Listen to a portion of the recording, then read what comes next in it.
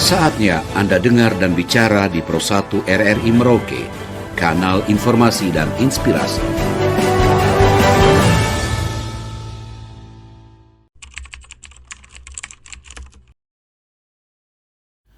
Baik, terima kasih untuk cuap-cuap kita hari ini. Semoga informasi kita bisa sampai di sana, di kampung-kampung. Kami dari Dinas Pemberdayaan Perempuan, Perlindungan Anak dan Keluarga Berencana sudah juga langsung terlibat dengan bagaimana intervensi kita kepada keluarga-keluarga. Nah, saat ini kami sudah menjalankan edukasi terkait hidup keren itu bagaimana, hidup sehat itu seperti apa, dan dimulai dari calon pengantin juga, dari remaja juga. Seperti yang tadi disampaikan bahwa memang harus sejak dini, mulainya dari dini, anak-anak remaja, putri remaja kita ini kita harus siapkan dengan baik. Karena dorang itu makan makanan sekarang ini istilahnya dong ada menabung gizi untuk dong punya masa, pada saat masa untuk nikah harus mereka sudah dalam kesiapan itu. Dan sosialisasi juga edukasi terkait itu kita libatkan keluarga, ada bina keluarga balita, keluarga remaja, keluarga lansia, juga ada juga untuk pendapatan keluarga itu sendiri, UPPKA, sehingga faktor ekonomi juga sering membuat kita untuk tidak bisa mengatasi makan minum dengan baik. Maka itu pemberdayaan perempuan saat ini juga lagi harus bagaimana untuk mendampingi keluarga-keluarga yang saat ini mengalami resiko, faktor-faktor resiko itu. Okay.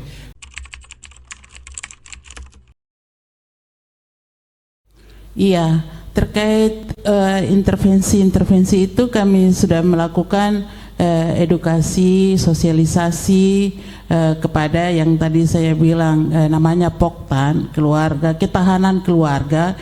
Kita memang harus mulai dari dini, bukan sudah keluarga baru kita mulai bicara kasih tahu, aduh anak-anak kamu harus begini. Tidak. Sekarang ini anak perempuan, anak balita, makanya tadi saya bilang keluarga yang punya balita kita sudah mulai bicara dorang sekarang. Kamu punya anak perempuan, kamu kasih makan baik-baik, kamu jaga dia, dan usia sampai 20 tahun baru dia bisa kamu lepas dia untuk nikah. Sekarang jangan. Jadi kita sudah mulai kasih tahu sejak dini. Kalau dia sudah remaja itu harus perhatikan dia pemakan, jangan sampai makanan saset yang lebih banyak dimakan, karena itu dia akan tabung gizi yang kurang bagus, racun-racun di dalam tubuh itu. Nah, jangka panjangnya kita sudah kasih tahu. Mudah-mudahan semua harus bisa menjadi penyambung lidah kami untuk bagaimana ketahanan keluarga itu harus mulai dari dini, bukan nanti tunggu sampai anak itu remaja dulu, anak itu sudah nikah. Tidak, sekarang dari orang tua kasih tahu kepada anak-anak nanti. Itu yang kita sudah lakukan.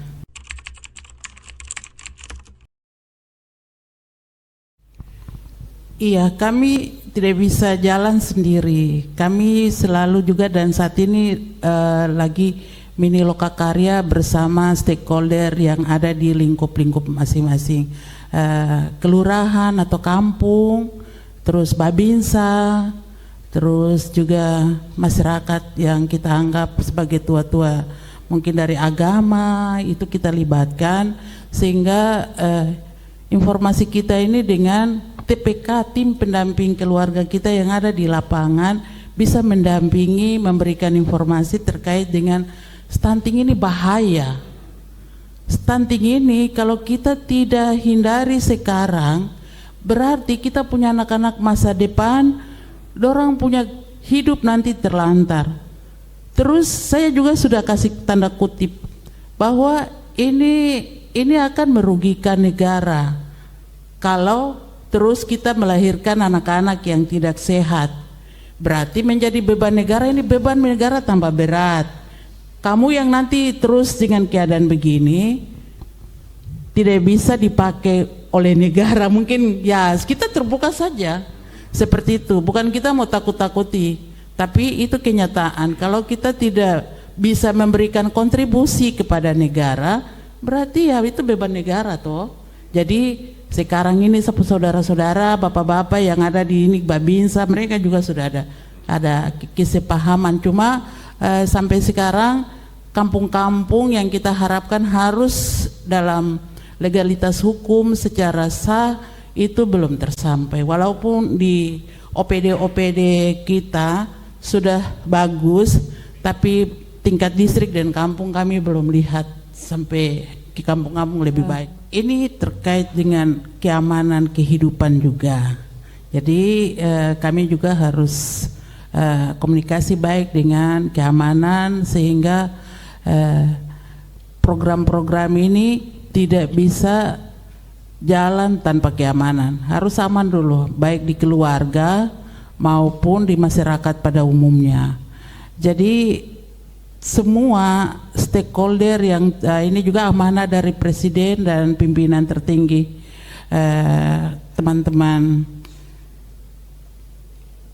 kita, keamanan di negara kita ini untuk harus sama-sama terlibat dalam mengatasi stunting. Jadi untuk keterlibatan OPD sudah sampai, dan ini semua tidak bisa untuk kita bilang 14 saja atau 13 OPD yang harus, tidak bisa dan tidak bisa, harus semua terlibat, bukan lagi 14 tapi semua harus terlibat untuk menyusun kekuatan untuk memberantas stunting ini. Dan kami sudah minta tolong Bapak dorong, tolong suara-suara juga terkait dengan program pemerintah yang saat ini harus kita kroyok sama-sama. Seperti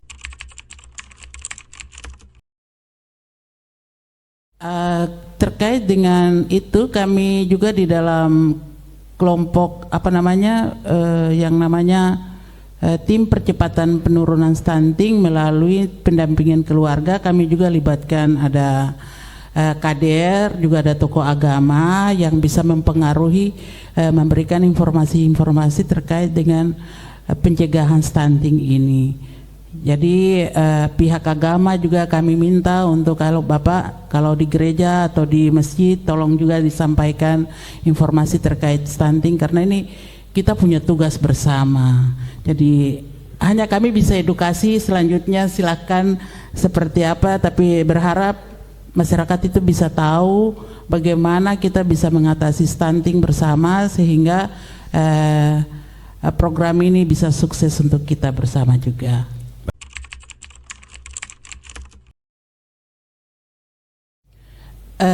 Terkait dengan itu, kami juga usahakan kasih tahu dengan baik-baik, karena ini masyarakat kadang dorang pikir kita datang tekan dorang. Jadi kami sampaikan terkait dengan bagaimana kita mulai mempersiapkan anak itu untuk nikah. Jangan nikah muda. Nikah itu perempuan itu harus 20 tahun dan laki-laki 25 tahun. Kenapa perempuan harus 20 tahun? Karena dia sudah siap secara mental, dia punya alat reproduksi, juga kandungannya sudah siap. Begitu juga dengan laki-laki, sudah siap untuk menafkahi. Terus untuk jadi harus 20 tahun, itu berarti usia yang tepat. Jadi jangan terlalu muda, jangan terlalu tua juga melahirkan, juga harus jaga jarak. Nah, kenapa sampai kita bicara KB? KB ini juga untuk membantu kita. Kalau kita mau senang-senang saja, berarti kita harus memakai alat-alat KB supaya bisa mengatur jarak anak ini, karena itu juga menimbulkan faktor resiko. Kalau anak masih 1 tahun, sudah ada satu lagi, sudah tidak bisa kita mengasuh dengan baik, kita tidak bisa memberikan perhatian, kasih sayang, pola pengasuhannya sudah terbagi-bagi.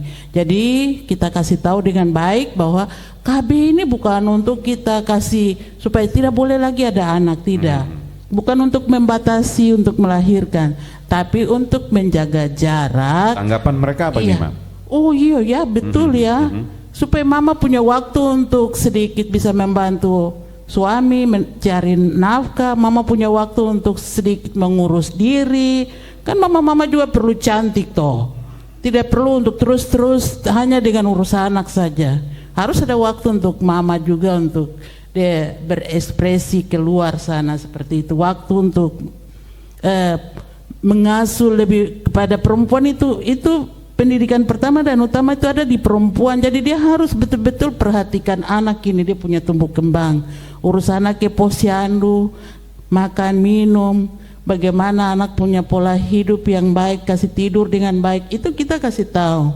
Anak yang terlalu banyak juga itu mempengaruhi karena keadaan ekonomi kita kasih tahu juga seperti itu. Terlalu tua juga nanti faktornya juga berat. Itu masalah-masalah itu kita kasih tahu. Jadi jangan terlalu muda, jangan terlalu dekat angka kelahirannya, jarak kelahirannya, jangan terlalu banyak dan jangan terlalu tua baru melahirkan, itu kurang bagus.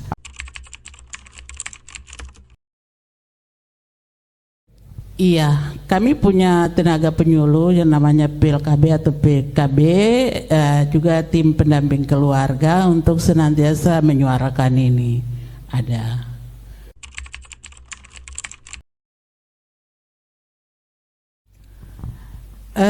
Untuk semua keluargaku dan keluarga saudara sekalian di 179 kampung ya, kamu coba dengar baik-baik, jangan lupa jaga anak perempuan baik-baik, terus kasih tahu untuk makan sayuran, kasih tahu juga untuk usia yang tepat, untuk memilih teman hidup, untuk menikah, terus untuk orang tua yang punya balita, bayi, juga harus diperhatikan seperti yang tadi disampaikan bahwa kita sama-sama, kalau pemerintah sudah cerita-cerita, sudah informasikan, jangan kasih tinggal cerita yang itu, harus ingat dan harus laksanakan. Bukan makanan dari toko saja yang bisa menyehatkan, tapi kangkung, daun ubi itu kamu harus juga makan, biar rebus, yang penting ada garam vetsin sedikit sudah enak. Jadi untuk semua saudaraku, ibu-ibu hebat di kampung, bapak-bapak juga harus, karena itu kan 2 orang punya anak, jadi kita sama-sama harus kerjasama menafkahi dengan baik sehingga keluarga itu bisa hidup lebih sejahtera seperti itu. Terima kasih untuk Kominfo sudah memfasilitasi kita. Terima kasih atas partisipasi Anda bersama Pro 1 RRI Merauke.